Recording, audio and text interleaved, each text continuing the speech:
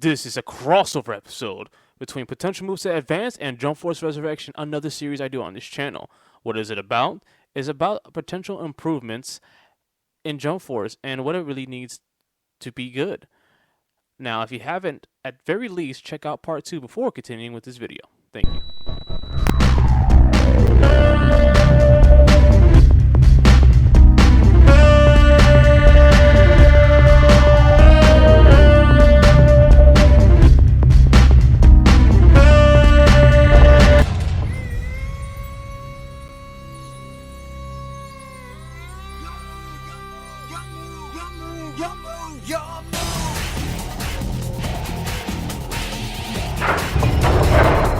Welcome to Potential Moveset Advance. In this episode, we'll be kind of diving back into Yugioh characters. And a good dive it's going to be, as we'll be doing Jump Force movesets for each character here. Yami Marik, Joey Wheeler, or Jinoshi Katsuya, My Valentine, or My Kujaku, and of course, Yami Bakura. Now, this is a special episode. There will not be a second game technically. In fact, there will be kind of an extra Jump Force moveset, as that's essentially what the crossover between my other series actually really is. Every gameplay change that I said needs to be to the game, we're going to be adding to these characters too and talking about it. But I have to say this first. Analysis-wise, I've already done Marik a year ago, pretty much on this channel. But he needs to be updated. So I decided to do Marik in his video along with the other characters and see how he would pretty much differ. With the knowledge we have of Yuki and Kaiba's moveset and how they were handled in the game, I think we can get closer to how Marik would act. And there's a few things in this video that I will point out that pretty much if any other YouTuber talks about Marik or person, they will not point out. So I believe that this is your definitive video for Marik and every other character on this list. And trust me, you're going to see why. Even the video I did probably a year ago still has some stuff in it. In fact, we're going to go ahead and see what I still would like to see of Marik.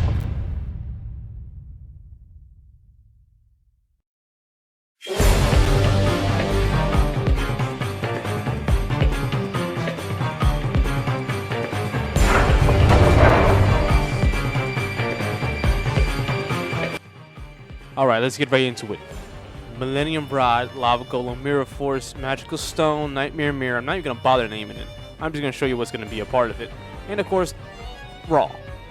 Now, Millennium Rod can be exactly as I said before. I think it can still work the way I said before, and that is, it could stop your opponent, but this time I'm thinking it could stop your opponent. Developers probably do that. And you could add an extra button to push them away. Lava Golem could be like a Molten Amaterasu. So even with that already, those two, he's pretty much a keep out, somewhat of aggressive character.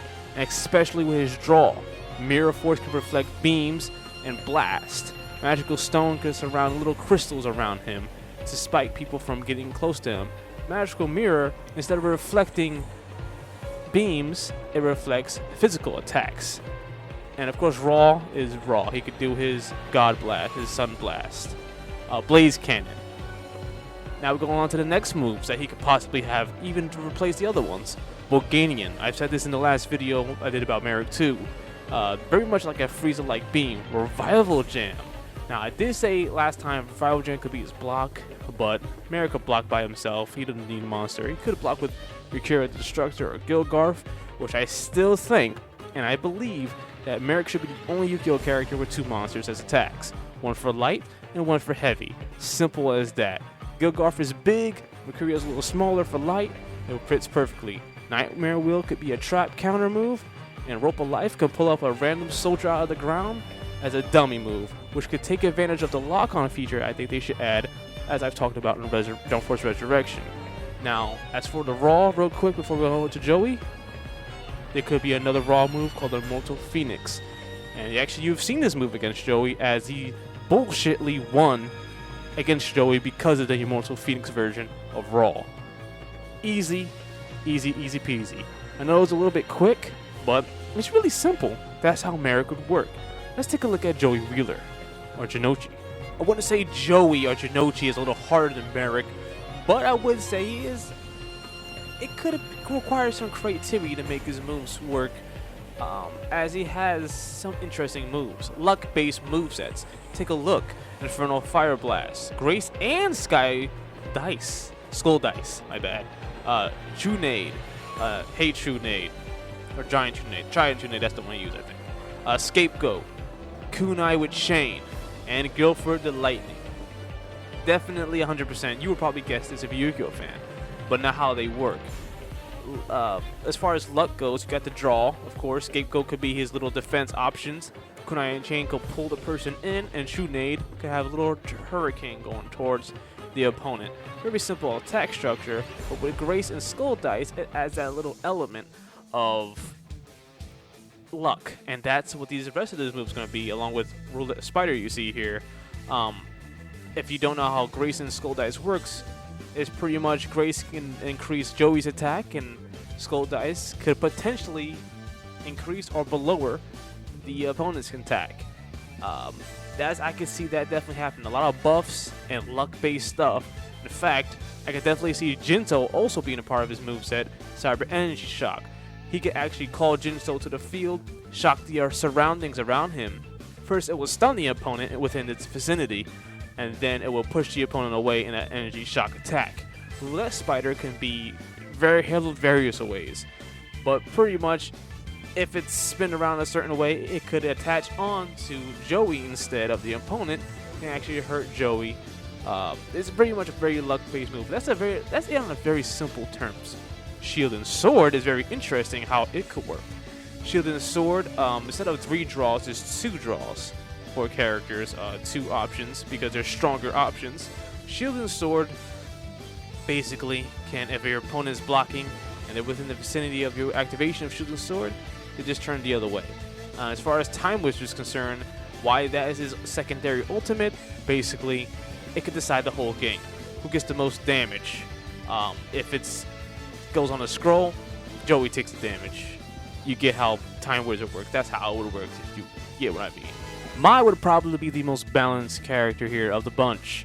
She's very straightforward and would use Harpy Ladies over Amazoness as her attacker. Now, I wouldn't say they wouldn't use Amazoness Swordswoman or Amazoness Chainmaster as their main attack, but they most likely will be Harpy Lady, and potentially with a transformation to the 3 Harpy Sisters, which could lead to a hysteric party, her last move here. But there's something very special I want to talk about. She could be very much anti-toxic online. Her Scratch attack, of course, is very standard cinematic move, possibly, and hysteric, of course. But it's the 2 moves in between, Mirror Wall and Amazon Spellcaster. Her draw, but only has 2 cards and has something to do with Amazons. Now, in the manga, if you attack Mirror Wall, you will lose some attack points. Kind of similar in the real game too, the trading card game. That's how it should work in Jump Force. X could be very anti-toxic in place of a KAC or a very aggressive opponent. Definitely could be useful in that situation.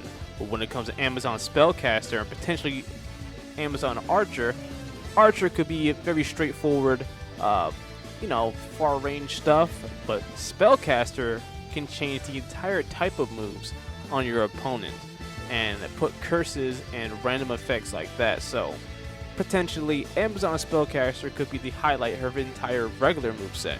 But as far as an extended moveset, I could definitely see a cinematic Amazon Chainmaster, dramatic rescue, maybe a big hand coming out to pull her away without using stamina from an attack, and Shadow of Eyes to force the opponent to attack you.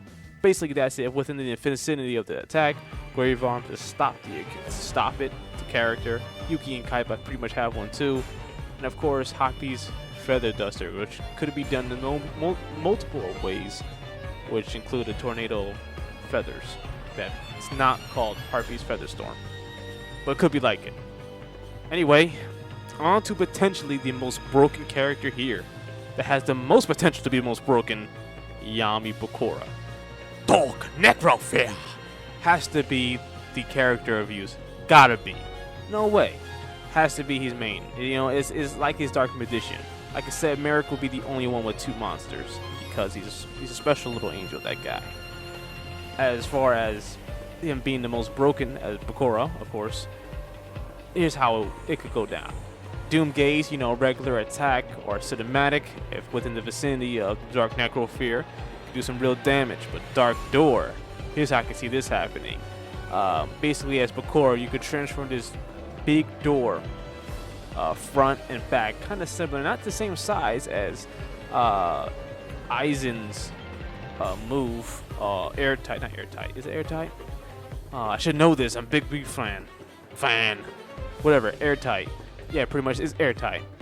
But probably a little smaller than that. But if an opponent goes into or attacks it or goes by it, it transfers the opponent in a random place across the map.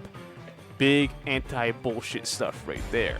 As far as Dark Spirit of the Silent, Deja Vu, Ectoplasma is concerned, they can look very similar to each other. Deja Vu, if he puts a very dummy X person in front of him, it could send the opponent to do the last move they did. Very broken. As far as Ectoplasma goes, it could force the opponent to switch out, another switch out force kind of move. And the other move, Dark Spirit of the Silent, could contribute to his final move, the Destiny Board. So, if I had to choose a favorite here, it would be Marik, but I like Bakura to an extent. I like to make fun of him sometimes, but Bakura's fun. I like the character. Anyway,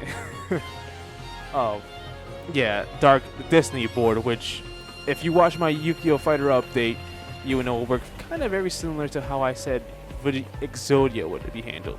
And basically, if you the ghost is around you long enough, it'll collect all the letters, and then once you get your awakening to the Destiny Board, instant kill. It can be that dangerous. And as far as other moves concerned, it can make them even more broken. Negate Defense. Now this can work very similar to another attack in this video you might have saw or paid attention to, but it said if a ghost, if you were blocking while this ghost here comes at you, it disables your block for a few seconds. Yeah, that's what I'm thinking the developers would do, but that's what I kind of would do with Negate Defense. However, if you're not blocking, it doesn't do anything to you. So it's basically an anti-stop guarding bullshit type of move that I would definitely think. But Cursed Twins, here's how this should be. Definitely, within the vicinity of when you activate Cursed Twins, it will actually raise your opponent's health up, but sometime randomly during the match, as long as you stay around the area, your health goes up, the opponent's health goes up. But as soon as it goes away, the health goes down. Knuckleface could be like a small following little face, and of course that does a lot of damage. And Zork the Dark Master could be a cinematic. It has to be Zork as his final move here. Gotta be. That's it, but it's not it forever. We got potential movesets here that's been requested. You can pick one of these, or you could pick my choice if you want me to choose. It could be no one here, and I could choose someone I have in mind. I'm very interested in doing both of these movesets, and the more interested I am in doing a moveset, the more it will get done. As far as our session today, please don't forget to vote and tell me your favorite character here that I've done, and what will you do with these characters. Like I said, this is your definitive guide. I did multiple characters in here, so I couldn't talk too much into them, but you get the gist. I think I've said enough for you to get the gist of all these characters. You never know, Marik might be announced, and man, I'm all for it. Of course, along with some gameplay changes. My name is SHINTONE, and until the next confirmation, I will be seeing ya. Peace.